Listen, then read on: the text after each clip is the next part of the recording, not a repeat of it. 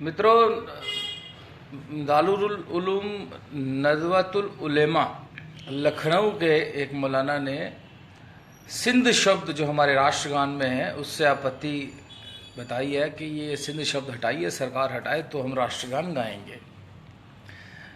70 साल बाद इनको याद आ गया है, कुछ ना कुछ बहाना चाहिए।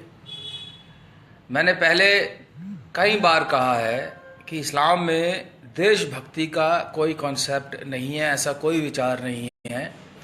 मैं पहला व्यक्ति नहीं हूँ ये बात कहने वाला। डॉक्टर अंबेडकर ने अपनी पुस्तक पाकिस्तान पर जो लिखी किताब 1941 में, उसमें उन्होंने स्पष्ट कहा कि मुस्लिम जिस राष्ट्र में रहता है उनकी आस्था इस्लाम के प्रति रहती है, राष्ट्र की ओर नहीं। मौलाना मौदूदी इतने बड़े, जो बहुत बड़े विद्वान हुए हैं इस्लामी, उन्होंने तो कहा कि इस्लाम और राष्ट्रवाद एक दूसरे के विरुद्ध है।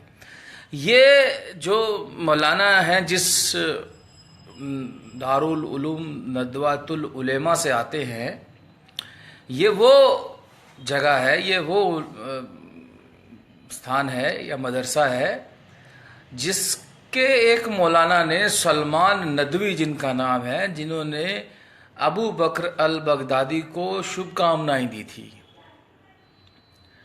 कि ये उनको खलीफा माना था।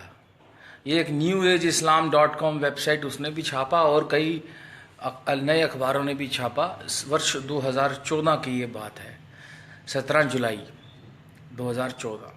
26 जुलाई 2014 का टाइम्स ऑफ इंडिया का रिपोर्ट है कि इसी उलेमा जो हैं, ये जो इनका धार्मिक संगठन है, वहाँ से इसी व्यक्ति ने एक नया पत्र लिखा जिसमें सऊदी गवर्नमेंट को अपील की कि वो 5 लाख सुन्नी मुसलमान युवाओं की एक फौज बनाए और जहाँ जहाँ पर शिया मिलिटिया है उसको एलिमिनेट करें। बाद में मैंने सुना कि वो एक दूसरे न्यूज़ चैनल पर आगे कहने लगे नहीं उन्होंने तो नहीं लिखा, सब कुछ रिपोर्ट हो गया। फिर एक मौलाना मुझे किसी न्यूज़ चैनल पर मिलके बोल रहे थे कि नहीं उनको किसी ने भटका दिया। ये क्या मतलब, ये इतना बड़ा संगठन है, कभी कुछ करते हैं कभी कुछ करते हैं। जिस संगठन के एक मौलाना ने ये कहा हो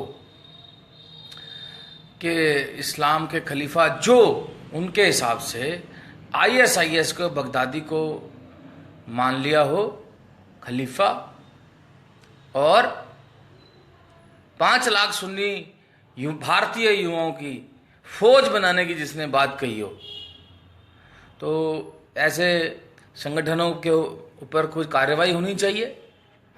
भारत सरकार ने अभी तक तो नहीं करी है। और मैं एक बात ये कहना चाहता हूं कि कोई ना कोई बहाना ढूंढ ही लेंगे। राष्ट्रगान में से सिंध हटाइए, अब भारत सरकार का पे थोपना चाहते हैं जरा जरा सी बात के ऊपर। अभी फिर ये करिए फिर वो करिए, कोई ना कोई बहाना चलता रहेगा। सीधे सीधे स्पष्ट बात होनी चाहिए कि इस्लाम में देशभक्ति का कोई कॉन्सेप्ट नहीं है। आप अपनी विचारों को, अपने दर्शन को किस प्रकार भारतीयता के हिसाब से ढालेंगे। अभी नई कहानी भी निकल के आई। हमारे पूर्व राष्ट्रपति जनाब मियां हामिद अंसारी जी ने कहा कि मुसलमानों में असुरक्षा की भावना है। प्रश्न ये उठता है कि वो सुरक्षित कहाँ महसूस करते हैं।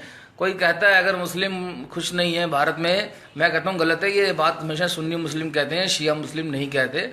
शिया मुसलमानों ने भारतीयता के हिसाब से अपने आप को ढाला है और वो देश के लिए एसेट है। लेकिन सुन्नी मौलवियों से मेरा ये प्रश्न है कि भाई आप खुश कहाँ पर हो। अभी फ्रांस में एक सर्वे हुआ जिसमें 78% फ्रांसीसियों ने माना कि विस्थापित जो मुस्लिम हैं वो वहाँ के फ्रांस के संस्कृति और माहौल में ढलने के लिए तैयार नहीं रहते। कुछ दिनों पहले इटली में बहुत बड़ी मांग उठी कि ये विस्थापित मुस्लिमों को यहाँ से हटाया जाए। पूरे विश्व में देखिए आप खुश कहाँ पर हो आप, और आपके कारण खुश कौन है, ये प्रश्न है। इस बात का उत्तर मिलना चाहिए। और राष्ट्रगान पर कोई प्रश्न नहीं उठाया जा सकता। राष्ट्रगान पर कोई प्रश्न नहीं उठाया जा सकता।